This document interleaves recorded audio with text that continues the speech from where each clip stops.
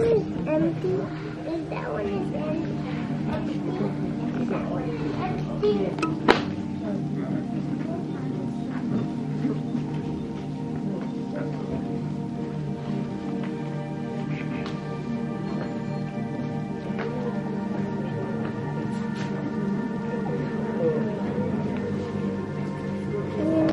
None. Hey.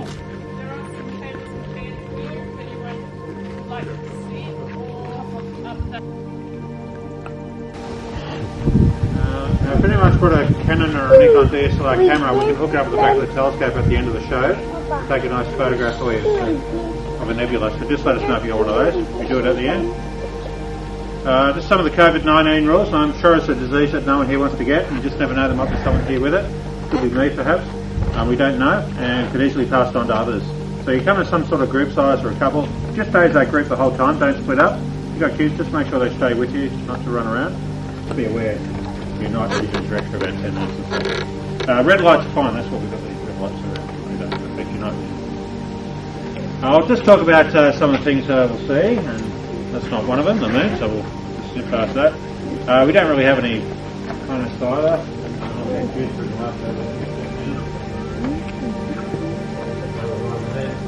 The only one we possibly see might be Uranus, but it's a very distant planet, it's very small, but we can put it on there. But just one thing about these planets, you'll notice all these planets are round things, like you never see square ones or triangle-shaped planets, and that's due to a thing called gravity. So you know gravity keeps you on the ground, you jump up and you fall down. Anything that's made of stuff, anything that's made of matter, anything that's made of atoms has gravity. And the more stuff you got, the more gravity you've got. So even you have your own gravity. But you don't notice your own gravity because gravity is very weak. It's a very weak force. We don't notice on our level. We only notice with gigantic things like planets or the sun or the moon. And it's an attractive force that pulls stuff in and pulls it equally in every direction towards the centre of an object. And this is why big things are round. Gravity makes them round. You'd be round too if you were big enough, but you've got to be 600 kilometres across for that to work for you. You're that size. If you were that size, you'd be round like a planet. Anyway, so just one thing about these four big planets, we call them the gas giant planets because they're big balls of gas, hydrogen gas. So if you go visit these on your holidays, jump on them, you fall into the middle of these things. You won't see, there's nothing solid to stand on in these things. Now, as gravity pulls everything in towards the centre, it squeezes it up in the centre. When you squeeze up gas, it gets really hot, and the more you squeeze it, the hotter it gets. So the more gravity you have, the hotter you are. So Jupiter's the hottest of all the planets, having the most gravity. It's 50,000 degrees right in the centre. There's some pictures of Jupiter and Saturn last year. We had this comet in the last show. That was a few nights ago. It's a little bit fainter now. It's further away, but it's pretty low on the horizon now. I'm not sure if we'll see it now, but it's still there. We'll give it a go.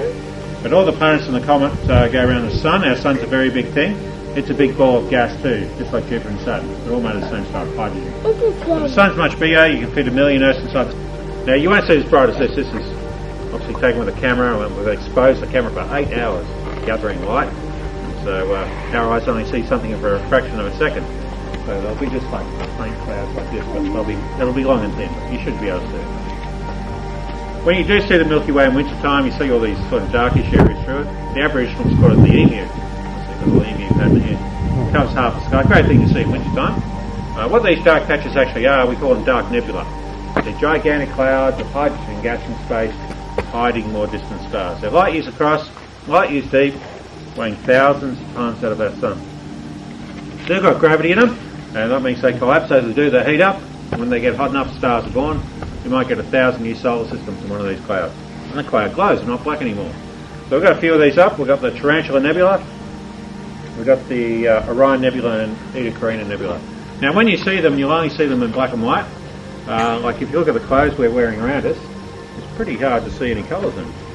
And yeah, most of the stars look white, but they're not. They're actually different colours. Your eyes can't pick it up. And it's the same for this. If you take a colour photograph, it's a colour. Yeah. So this is the Orion Nebula we'll see. This is one we take a photograph of here for you if you have a camera. Where that is, if you know the saucepan in the sky, the shopping trolley, some people call that. See those 3 stars there? 1, 2, 3. The middle star, the faint little dot there, is actually that. It's the Orion Nebula, 1,600 light years away.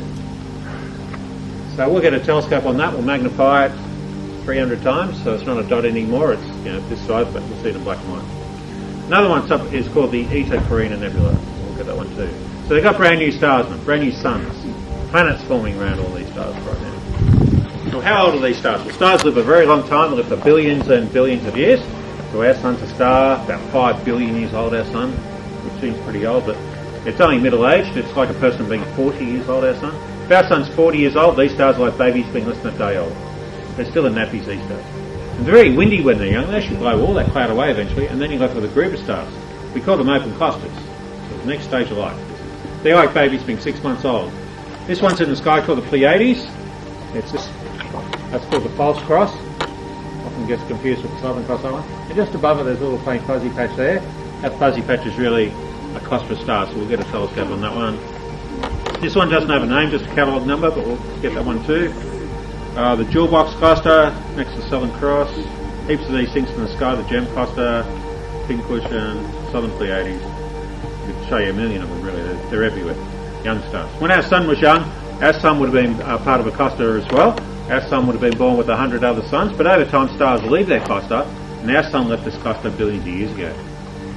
The sun clusters have so many stars they never leave home. We call them globular clusters, and this is one that's got 1 million stars in it. 1 million solar systems orbiting each other. You can see this one. Look at that star there, that's not it. Keep staring at that star, and then you should notice a faint little dot there in the corner of your eye. Oh my goodness. Oh boy, that was so so lovely. God, that was nice.